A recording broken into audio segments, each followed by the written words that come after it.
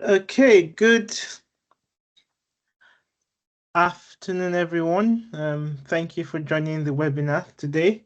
Um, Today's webinar is titled From Perception to Power, Understanding Consumer Behavior in Africa's Clean Energy Africa's Clean Energy Transition. And really looking forward to this session, which will be delivered by our colleague, Dr. Manolis Tilianakis. And he is a senior lecturer at the Montfort University in economics for sustainable development, I believe. And then, yeah, so he's an expert in this field and I'm really looking forward to his insights on this. This webinar is part of the CIPREC webinar series. I'll see if I can share a video, but if not, we will carry on.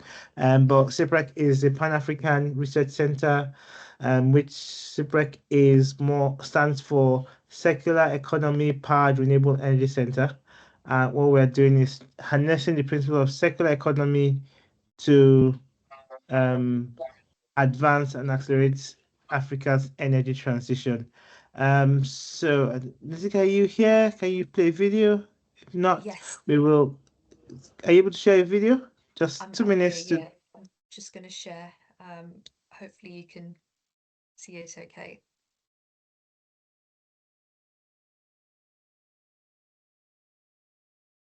Can you hear it? No, we can't. That's fine. All right, we'll carry on. Don't worry. So we'll share a link to the video afterwards. But yeah, over to you, Manolis. Great. Thanks, Muya. Hi, everyone. Good afternoon, everyone. As Muya said, I'm really glad I'll be able to do this presentation for the CEPREC project. So within CEPREC, and I will explain a little bit more what CEPREC is before you see the video that we just talked about. So in my line of work, and this is what this presentation is about how humans behave, consumers behave, how stakeholders behave. So these are the things that I do. But what I have found in this line of work that I've been for the last 15 years is that compared to other disciplines, pretty much everyone that I talk to is also a fellow expert in human behavior. And the reason is this: everybody interacts with other humans. Everybody is working with people. Everybody's has their own business. Everybody's raising children. So everybody is interacting with other humans.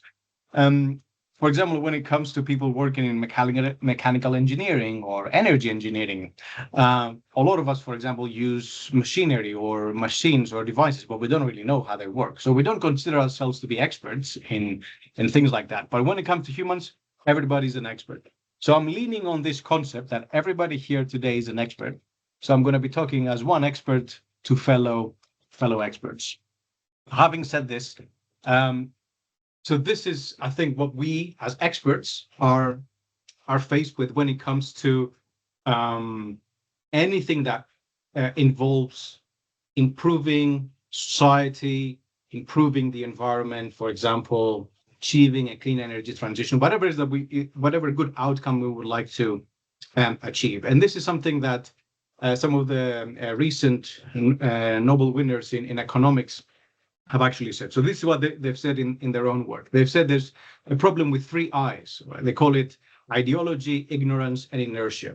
The 3 I's. So there's ideology. That's what the expert struggles with. Ignorance is what the aid worker most likely struggles with, or in our case, let's say the funder, the public funder or the private funder of a project. And then inertia, which is something that the local policymaker or the non-local policymaker might struggle with. So these are these triple I's, which is what we call the observer's trap. And this is why if we fail in these 3, if we do any of these 3 I's, then policies, let's say a clean energy adoption, a clean energy transition, that's why policies will fail.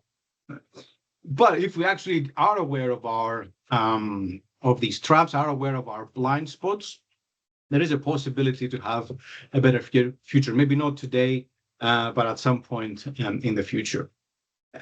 But this is what these two Nobel winners are saying, that we cannot get there with lazy thinking. And this presentation will effectively be an exercise in, hopefully, in not lazy thinking. So this is what I would like to present today: ideas and concepts that hopefully they're not lazy. And we will revisit this argument at the end of the presentation. But remember, we talked about experts, we talked about government sort of decision makers, and we talked about the funder. And here's another sort of problem that we're facing whenever we talk about anything that could improve the environment, environmental quality, reduce pollution, or so on. It's what we call, in my line of work, it's what it's been called as the environmental Kuznets curve.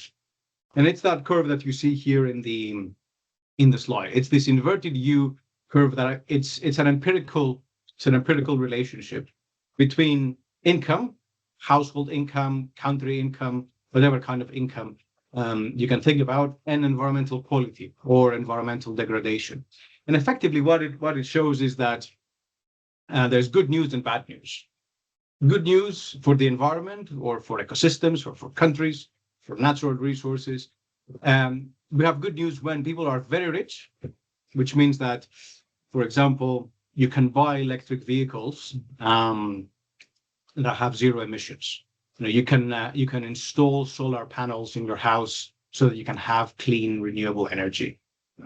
You can afford to buy locally grown organic food, and you don't have to buy food that comes from all around the world and increases greenhouse gas emissions. Right?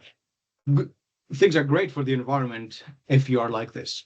Things are also great for the environment if you are actually at the bottom of this curve here, and that is if your income is really, really low. Imagine these are actually people who live, who live like day to day.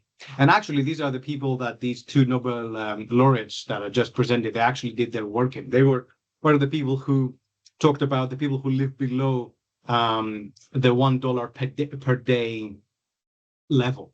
So these people, they don't worry about putting petrol in their car. They don't worry about what kind of energy they will use, because what they do is they live day to day. What they actually do is they effectively are surviving.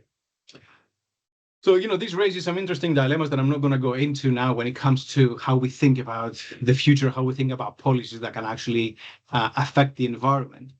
But the bad news for the environment, though, or environmental quality about our world, is that pretty much everybody is in that in-between area. They're not at either of these two ends of this curve.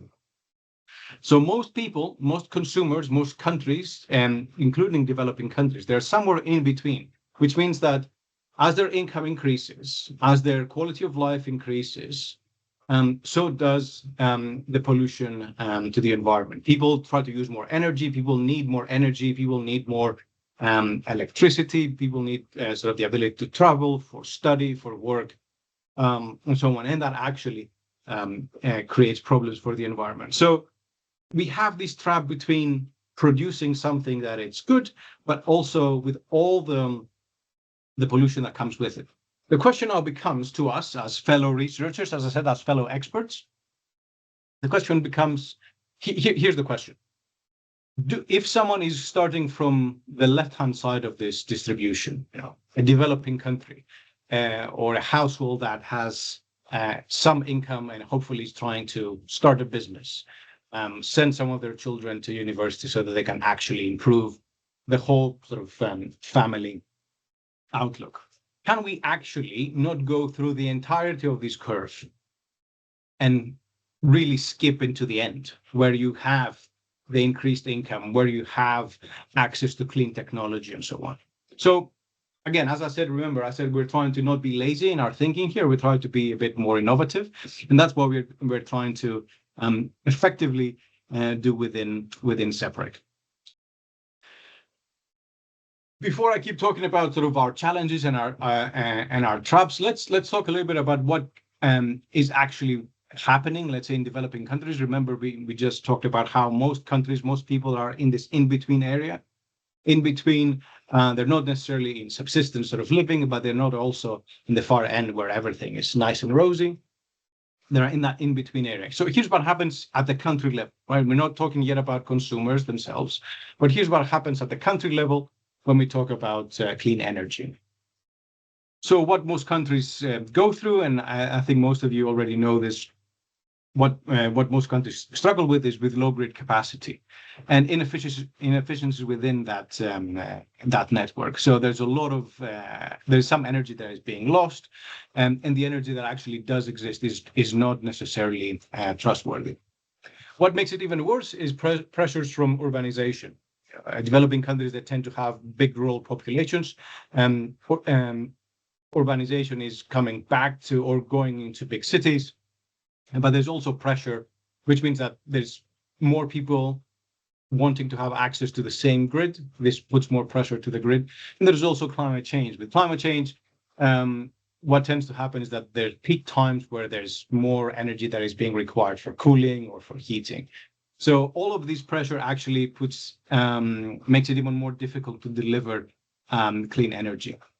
Obviously, then a target would be to lower rates of urbanization, right? To reduce all of this pressure into the urban systems. And a way to do that is through development of rural policies, right? And one of them actually is energy access. If people can have reliable access to energy where they are, they don't necessarily have to move for better opportunities in urban cities, in urban centers. Another pressure, though, is the relatively young demographics in developing countries, which means that there's more young people who are looking for work, they're looking for skills, they're looking for opportunities, and they tend to migrate. And migration almost always is first internal before it becomes to other countries. So there's all these people, again, moving into urban centers. But if you don't have access wherever you are, in rural areas or urban areas, whenever you don't have access to reliable energy or to no energy at all, that means you probably cannot go to school, you cannot sort of receive proper training, you can't be educated, and then you can be trapped in your situation. So you left a rural area to get more opportunities, but wherever it is that you're going, you're actually trapped. We call that a poverty trap. And again, these two economies that I mentioned in the beginning, they talk a lot about this poverty trap. Okay, so hopefully what we're trying to do here is within SEPRC, we're trying to address these kinds of issues. But one of the things that I'm sort of I'll talk very briefly about, because it's not mine to present, but it's something that SEPRC also thinks about, is the influence of institutions when it comes to how countries behave. I remember in the very beginning we talked about the triple I, talked about inertia, inexperience, and ignorance. And we talked about how local decision makers and agency and aid workers, they actually are part of this problem or the solution. And which actually means that and this is what work package 7 within SEPRC will be looking at, is that instead of looking at countries, what countries should do, what governments should do, what we could actually also maybe focus more is what institutions can do. And by institutions, we mean any kind of organization or setting that can actually influence or control governments. And by control here, I don't mean sort of bad control, I mean influencing governments. So there's been a lot of work that has been done in this area showing how good, healthy institutions can actually influence a good and clean energy transition. So again, trying to avoid lazy thinking within SEPRC, but we also try to avoid it. It is coming to quite simplistic conclusions. Here's the simplistic conclusion for you. Everything depends on money. Everything depends on income. If you have money, then you can buy an electric vehicle. If you have money, you can buy a clean energy or a renewable energy system. But actually, what I would like to show you in this presentation, and what all the work of these people that I'm mentioning here have actually shown, is that people are actually very complicated. Their decision does not just depend on their income, does not just depend on how much money they have or they can afford. but they actually are complicating their decision making, and therefore we have to be aware of these complicated decision making processes. So what I would like to show you next is how these complicated decision making processes look in Africa. Let's talk about Africa and the world for now. And I think the things that we'll be talking about are not new to most of you. So what you see in this slide effectively is the electricity generation per person from renewable energy resources at the country level. Granted, the data are a little bit old, but I think it paints a picture. Right? If you look at it, it paints a picture. The closer to yellow we are, the lower the renewable energy generation. So you can see that Africa has some of the lowest rates in the world. And this is what it means, actually. Let me give you some more numbers. So back in 2019, Africa only generated around 1% of solar and wind energy in terms of like the world sort of consumption and generation. Only 1% was generated of solar and wind was generated in Africa. If you look at the sub-Saharan Africa, at the sub-Saharan Africa level, this is what SEPREC is actually focusing on. We have what we said earlier about power, electrical power lost in transmission. On average, around 11% of all power generated in sub-Saharan Africa is being lost. The global average is between 5 and 8%. Okay. So energy is being generated, but then energy is being lost. And as you probably already know, at least 40% and probably more now of African consumers who are connected to the grid, they report at least one outage within the last 24 hours. So it's very likely that some of you have gone through this already today. All right.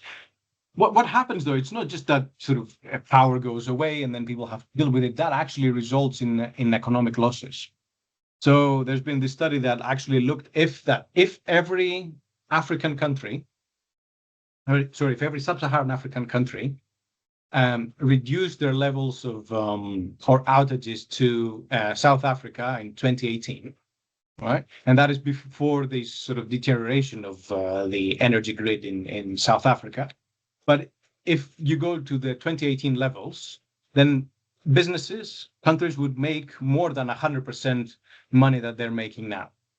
Effectively, what that shows is we lose money, people lose money when they have to operate backup generators, when they have to look for other sources of electricity outside the grid. So efficiency actually, lack of efficiency results in economic losses, right? And we talked about sort of rural areas, we talked about urbanization. More than 50%, this number here says 58 and 59% of the population live in rural areas. That raises concerns, or that raises issues. Is it cost effective to connect these people to the grid? You know, if they are connected to the grid, what about if something goes wrong? It will be more costly to fix that. So there's all of these decisions that are complicated, that complicate a clean energy, a renewable energy transition in Africa. So let me talk a little bit about the project here and what we are actually trying to do. So within SEPREC, we are aware of all these limitations. We're aware of all of these opportunities. And what we try to do is we try to have what we call a triple helix approach, follow a triple helix model. So we work with academics and practitioners and government. And we work across 6 different sub-Saharan African countries, spanning South, East, and West. And we try to develop these clean energy solutions, these scalable, inclusive, and locally adaptive clean energy solutions. So we work effectively in 2 different strands. We have people who work on technical innovations who are trying to build these clean energy solutions. I will explain what they are in a minute. We have people like me who work in trying to understand how potential consumers within those countries might actually be behaving, what drives this behavior, what could influence adoption, and so on. And I will present some information about this as well today. And then we have 2 pieces of work that are sort of overlapping and spanning on top of all of this work. We try to influence policy, but we also try to build capacity. Remember when I said in a couple of slides ago that one of the biggest problems is sort of education, and that could also lead to a poverty trap. So what we're trying here is to build local expertise, to develop local expertise in terms of knowledge and skills and awareness, and have that as a lasting effect from SEPREC. So this is effectively the solution that we are sort of examining, and the technical work packages are developing, and the social science work packages are examining how it's being perceived. So we talk about the circular microgrids, which effectively are using or repurposing second-hand electric vehicle components, anything from batteries to converters and motors, to create these renewable energy microgrids. And then power comes from things such as solar, wind, or hydro energy being generated. And hopefully, because these things are being repurposed and they're not being bought anew, this is actually minimizing costs, and obviously is minimizing e-waste. So effectively, these circular microgrid, these renewable energy microgrids, they can work in two levels. One, they can work, let's say, at the rural level, these off-grid solar microgrids, where rural communities can have this cost-effective energy for people living in remote villages, and people who are connected to the grid. They can have these. They can have effectively more power. They can have more stable power, and hopefully even have more energy storage available for the entire network. All right, let's be a little bit more optimistic, right? Let's talk about the technology of renewable energy technology that we're talking about, and electric vehicles. Remember, this is what we're trying to do here in SEPREC. We're trying to look at repurposing end-of-life electric vehicle components. Right? So here's the idea. What if countries in Africa fully adopted electric vehicles, different types of electric vehicles as their vehicles? So the clean energy transition in the transportation sector was complete. What will be the effect? Right. So here's how the effect would look like. So a complete transition across Africa to battery-powered electric vehicles. That's what BEV stands for. They would reduce more than 0.5% of all CO2 emissions in the continent. Right. If we went to plug-in hybrids, that would be a little bit less. But effectively, half of all emissions would actually be reduced. So again, remember, we're not talking about lazy thinking. We're talking about sort of blue skies ideas here. That will be the effect. All right. And you can see here on the top right in this graph on how it's different countries within Africa, this is how it would look like. So it's between 40 and 60%. In some countries, it's even bigger, right? So that shows how much potential there is in this clean energy and technology. So here, remember, we're talking about how if this transition would happen in the country, right, if there's more of these electric vehicles were available, then it's not just impacting, reducing CO2 emissions. Then these components that could actually be repurposed and used to provide clean energy. Okay, and let's keep dreaming for a little bit. If you look at the bottom right in this graph, it shows how much that there is actually in some African countries. There's a lot of the materials for producing batteries for these electric vehicles, which means that we can, if electric vehicles, if their batteries at least are being produced in Africa, you also cut all of these supply chain costs that you might have in importing components and importing vehicles, importing second-hand vehicles, and so on. So the potential is great. Okay. What is happening right now? What is the current state of things? So let me show you some data again about Africa. So this graph here shows in the last 8 years the value of imports of electric vehicles. How much? What's the value, the total value of electric vehicles being imported? And it compares the world and Africa. Okay. What you can see very clearly is that obviously there's been a sharp increase. There's more electric vehicles being bought and imported across countries. Right. If you look, can you find Africa in this graph? Okay. Can you find it? Trust me, it is actually there, but you might need really good eyes. Okay. Let me help you. So I'm zooming in the last 2 years, 2023 and 2024. On the bottom, you see in this little sliver, you see this is how much, this is the value, the total value of electric vehicle imports across Africa. So it was 0.32% in 2023, and it's 0.44% in 2024. Okay. Very small percentage, all right? So all of these clean energy transition, all of these potential components for electric vehicles, for these technologies to be available, is still not readily available in the country, but it's increasing. Albeit, there's big steps to be made. Okay. But having said that, this is the dream. This is how we would like to go. We've seen the potential to do good.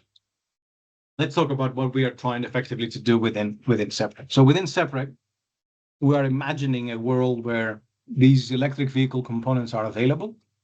They can actually be built and be used as a circular and create the circular microgrid. And then we go to consumers, go to households, and we present them with options and saying, what if the microgrid looked like this? What if the microgrid will look like that? Would you adopt it? Would you install it?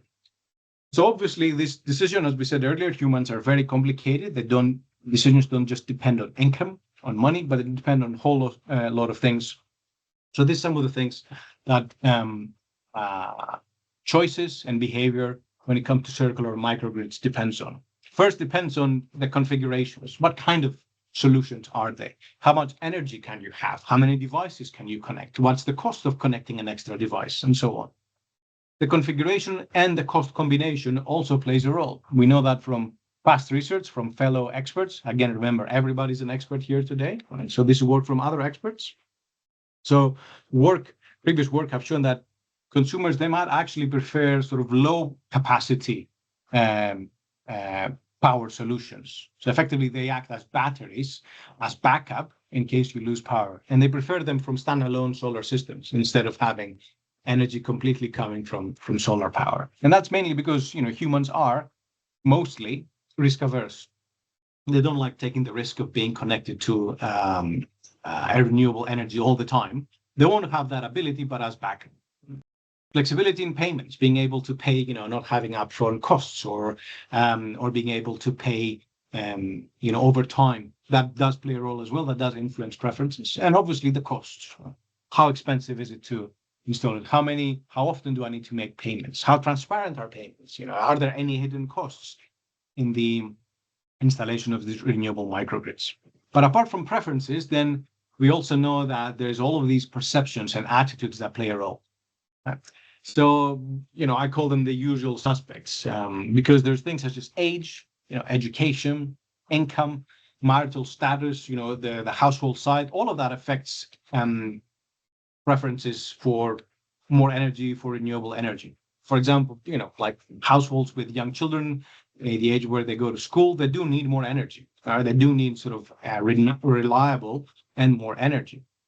But especially perceptions and attitudes towards renewable energy play a big role. So what you see here on the left of your screen is something that I tell my students often. So this is from the news, but this is from the news a year and a half ago from the US with the previous administration. So it was an article about how owners of Tesla vehicles, electric vehicles, fully electric vehicles, they were being harassed while they were driving in the US by people driving big pickup trucks. And they were being harassed because people were sort of protesting towards the electric vehicles, not the CEO. Fast forward to today, if you've been seeing in the news, people are protesting again against Tesla owners, but not because of the EVs, but because of the CEO. Right? So understanding how these perceptions about clean energy in this case, or the attitudes towards clean energy play a big role. How will my neighbor see me if I install solar PV panels on the rooftop of my house? What will my neighbor say? What will the whole community say? Things like that actually influence choices. And then there's things around sort of behavior, actual behavior that we can do, that we can nudge people towards hopefully the right direction. If we know that clean energy provided from circular microgrids is a good thing, there's things that we can do about how we can sort of nudge people towards that direction. And things like that usually involve information. I will explain a little bit later how that can actually look. But effectively, it's about providing more information or providing targeted information to individuals so that we can nudge them towards the right direction. So let me talk a little bit about what we've done already within Separec. So we are at the point where we're collecting information. We're collecting sort of data through surveys. And what we actually do is that we try to measure preferences for these circular microgrids, as I just said. What we do is that we use tools that come from marketing and the fields of marketing and transport.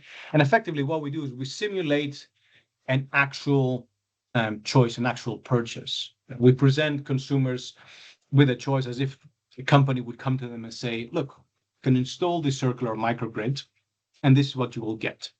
You'll get this amount of power, this many hours, you'll have all of these different components in it and so on. And then we see whether participants in this survey actually want these hypothetical microgrids.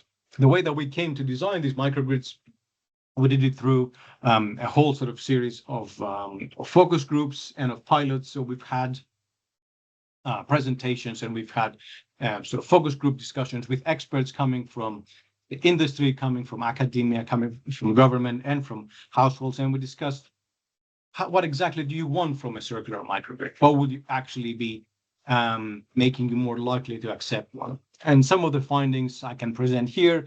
We're actually working on the results of our pilot study that we did in Nigeria with more than 100 responses from the area of Lagos. So what we found is not necessarily surprising, but it's actually still informative. So what we found, for example, is that rural and urban areas, they are very different. And there's almost a divide between. It's almost like wanting two different products.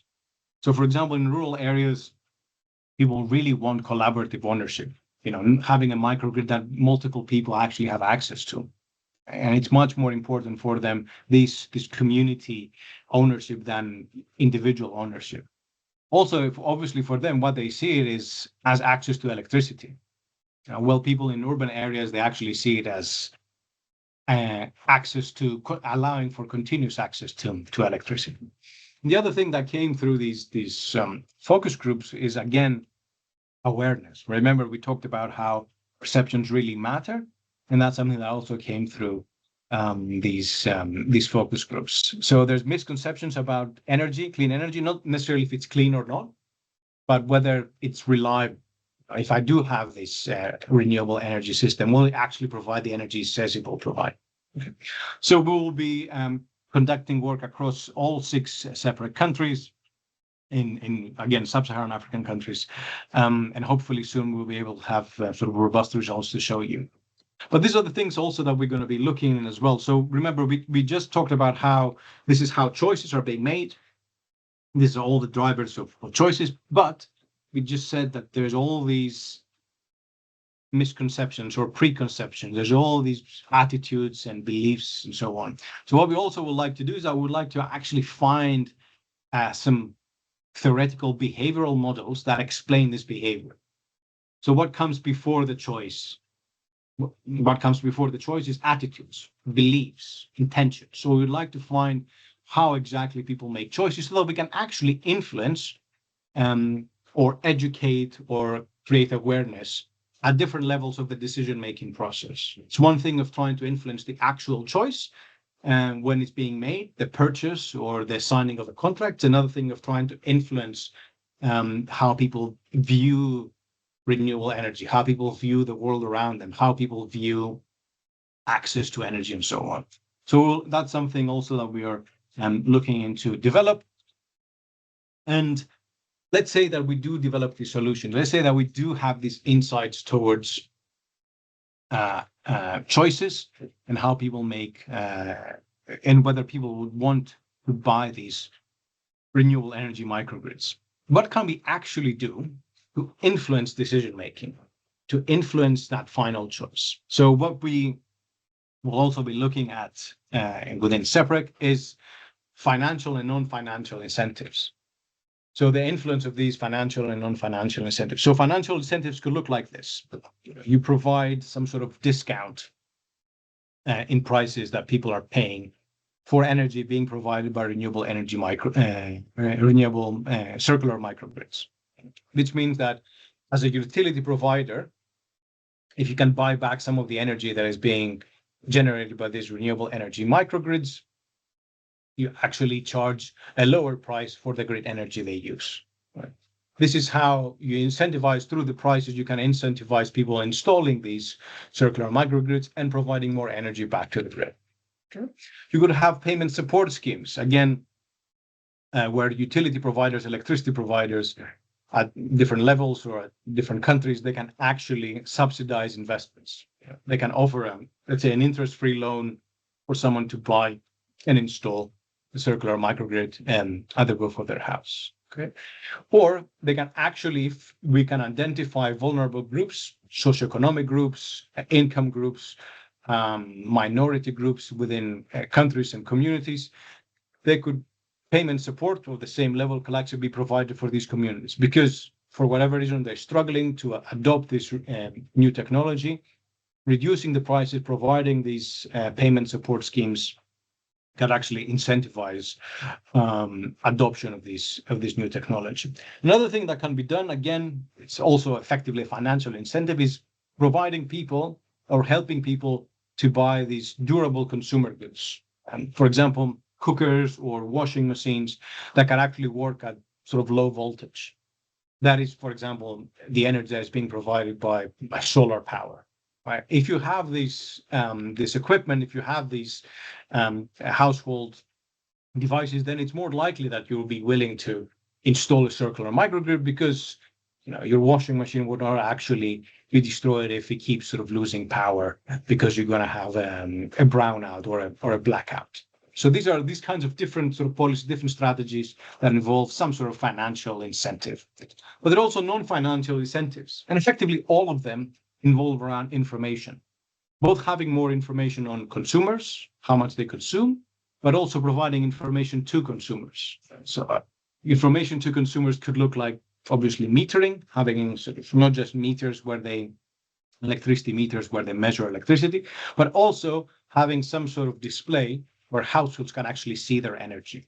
Right? Having a display that says, this is the amount of energy that you have used from your circular microgrid today. It gives you an idea of how much you have, how much you could potentially still have to use, and so on. So that provides more information to consumers. But you can actually provide more information to consumers, not necessarily it's not necessarily linked to their energy or not, but for example, you compare them with other households. You tell them, look, a household like yours, who is not using renewable energy, is spending so much more on energy than a household just like yours, who does use renewable energy. So you make these social comparisons, and hopefully you incentivize people, you nudge people towards being someone who installs a circular microgrid. You can also provide tips on energy saving or tips on proper energy use. You say, look, if you use your energy that comes from your solar, from your PV panel, during the times where there's actual energy provided because there's more sun out, then this is the time where you should be using your washing machine or your cooker.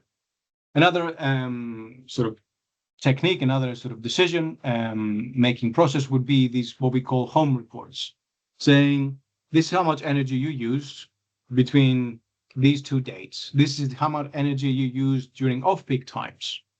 This is how much it actually went on electricity. This is how much it went on heating, and so on. So providing more information to consumers, hopefully you can make them, again, either more energy efficient or using this renewable energy, this new technology better. And there's also sorts of other things that you can do. You can appeal to their sort of inner being. This is what sort of priming is about. You try to prime them towards making better decisions. And you can also provide them tailored messages through advanced technology, remember smart meters, or even apps. Your app, you get a notification if you have a renewable energy system and it says, look, you have been using this amount of energy. Well done. A smiley face. That gives you a bit of emotional behavioral nudge towards continuing this right behavior or incentivizing if you're not doing well to actually improve. So all of those solutions are not necessarily, there's not just one that trumps everything else. They have to be used depending on the context. They can be used, they can combine, they can be used independently, but all of them should actually facilitate and influence energy efficient behavior. It should influence continuing towards a path of sort of using appropriately renewable energy, and hopefully lead to long-term energy savings and financial savings. That's the other thing about this renewable energy technology that we find, is that benefits they start to accrue in the long term. So people need to be able to have patience, and we need to incentivize having these patience when it comes to adopting this technology. Right. And that brings me to the end. Right. Remember how we started. Right? Remember, we started from triple I's. We started from ideology, ignorance, and inertia. And hopefully, during this presentation, you've seen how prone we can be, again, as fellow experts, to all of them. Ideology mainly is the problem for the expert. Ignorance can also be a problem, as is inertia, not doing anything, assuming that the government should do everything. And it's the government's sort of choice to provide funding. I'm not saying that the government is not, but again, the point here is to create a better world. So SEPREC is trying to not think lazily. SEPREC is also trying to create a community of individuals who are like-minded, who are trying to make a world a better place. Again, knowing that maybe it's not tomorrow, but in the near future. So I'm finishing with a call to, let's say, a call to arms. So like-minded people, hopefully you attending today are actually considering how we can incentivize this behavior. And what we also would need from you is interaction. Right? So both in terms of awareness raising, both in terms of disseminating findings and disseminating results and learning from each other. So that was all from me. Thank you for listening. Any questions, I'm more than happy to try and answer them. Thanks once again. Thank you very much, Manolis. Thanks, very insightful. I found it very, very insightful. Yeah, so right now we'll open the floor for questions, and I can see Iyatha has already raised his hand, so I will unmute him and let him speak. All right, so you can mute yourself now. Okay, thank you. Can you hear me? Yes, loud, Yes. Loud and clear. Okay, thank you very much, Emmanuel. I hope I pronounced it well.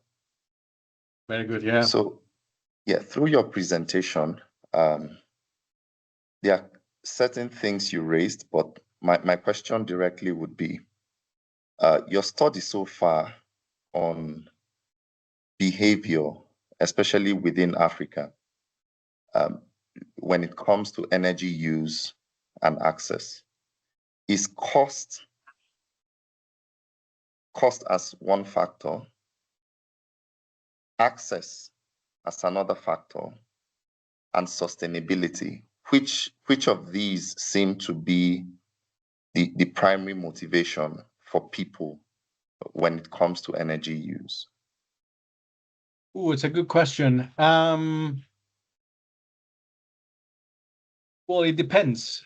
It depends on the situation. Obviously, costs can be the main driver, but these choices are interconnected.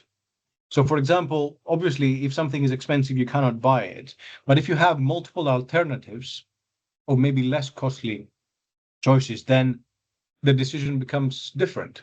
So I'm drawing back to the example where I used about these two economists in the beginning. So they've done work around the poorest of the poor in this world. And what they have actually found is that these sort of people, they actually take much more financial risk, economic risk, or cost-related risks compared to other people. So, and sometimes they operate with very limited information, but they make very bold and strong financial choices compared to how much money they could actually make or how much they could actually lose.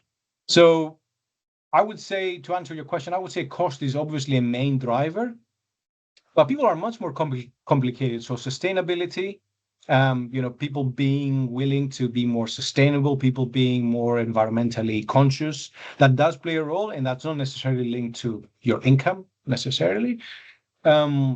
And also sort of access, if you have access. If you don't have access, then obviously your choices are much more limited. If you do have access, then you might behave differently. So to answer the question, it's complicated. Choices are interconnected. It does seem that cost is driving choices, though, but it's not the only driver. Thank you. Thank you.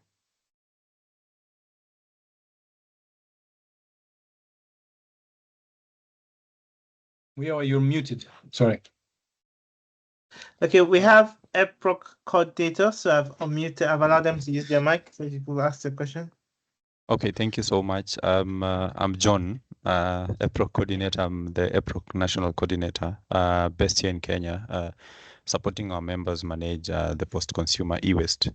And particularly, I was very, very happy to see what SAPREC is doing, particularly looking at the second life of battery and incorporating it into the grid. So that is something that is very, very key. And also, I think it's something that is sustainable and needs to be supported. Just a question, when you look at, when you talk of renewable energy and energy efficiency, you find that you can't unplug the two. And also looking at your study, you'll note that for you to adopt maybe a solar system, it's normally like the last in the value chain. So looking at the hierarchy. So also bringing the bit of cost. So we are asking ourselves, if I'm using the grid tied, I'm paying, let's say, I'm using still maybe 50 kilowatts on a monthly basis. If I'm using solar, still I'll be using the 50 kilowatt hour on the basis. So is it, should we focus also on maybe focusing more on being efficient at the start, so that eventually when we adopt the energy efficiency, now it comes to be sustainable at the end? Because so something like that, how do you look at it? No, that's a great point. To be honest, energy efficiency is not, let's say, our primary sort of goal here, especially when it comes to developing these microgrids. Obviously, we want them to be energy efficient, and we advocate for that. But I think you're right in terms when it comes to consumers, the correct use of the technology, of hopefully renewable energy technology, is paramount. So some of these strategies that I've mentioned in the end, they intend to do exactly that. So that's more on the behavior side than on the technical side. So that's something that we intend to sort of hopefully advise. So yeah, thank you. But that's a valid point. I really like the argument about how energy efficiency and adoption of energy, they're actually connected. Yeah, thank you. Thank you, John. Boyega? All right. Thank you very much, Dr. Muiwa, and to Emmanuel for delivering a great lecture, really insightful, and I think it's inspiring too. I just wanted to clarify what circular microgrid concept means and exactly. I may have missed some parts of your point about that, but I understand that this would include application of second life batteries from EVs. But I also want to know the direct difference between circular microgrids and what we currently have, that we call micro and mini grids in Nigeria, for instance. We have solar farms all around the place springing up. There was some research that identified some lapses in the way we used to build those farms. So I just wanted to know what the difference is between circular microgrids and what is currently being installed in some of our rural communities in Nigeria lately. Muiwa, do you want to give it a go? Yeah, that's fine. So so the main thing technically there's no let's say there's no difference. The concept is the same. I think the main thing is that we are applying the principles of circular economy to mini grids and microgrids. Okay, so that's why we become circular. So there's a lot of work that's been done on batteries. So battery is one big thing. Another big component that we're doing is the power electronics. So for all the inverters, converters, and all those sort of things.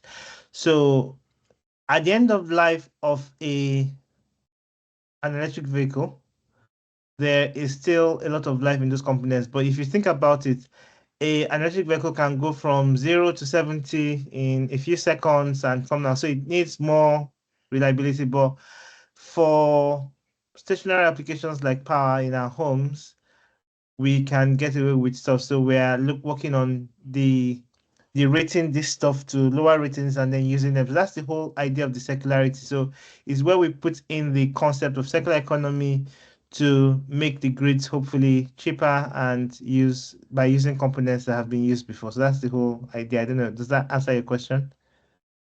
It does. It does. It was sounding like a different type of grid to me, so that's why I needed to clarify.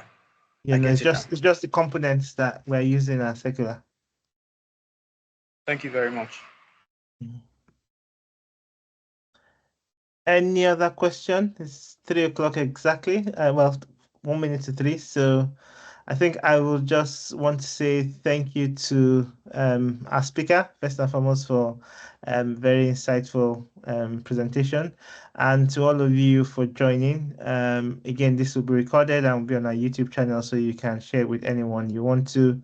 But please follow us on LinkedIn just to get to keep up to date with what we're doing. And yeah, we hope to see you at our next webinar, which will be first week of October. Thank you all and have a good afternoon. Thank you, everyone.